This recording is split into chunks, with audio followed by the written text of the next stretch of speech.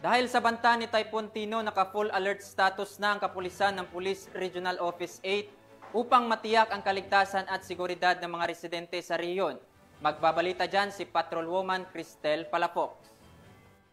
Ng Police Regional Office 8 sa pamumuno ni Police Brigadier General Jason L. Capoy ang mga hakbang sa pag-aanda at pagtugon sa posibleng epekto ng Bagyong Tino. Naka-full alert na ang Reactionary Standby Support Force at nakatalaga na ang mga kapulisan sa mga evacuation centers upang magbigay ng seguridad at tulong sa mga residente. Patuloy ang koordinasyon ng PRO-8 sa Office of Civil Defense, RDRRMC, LGUs at iba pang ahensya upang matiyak ang mabilis at maayos na pagtugon sakaling lumala ang lagay ng panahon. Nakaantabay din ang mga relief supplies at search and rescue equipment bilang bahagi ng kahandaan ng kapulisan. Tiniyak ng PRO-8 na patuloy ang pagbabantay at kahandaan ng mga tauhan nito upang agad makapagbigay ng tulong at seguridad sa gitna ng banta ng Bagyong Tino.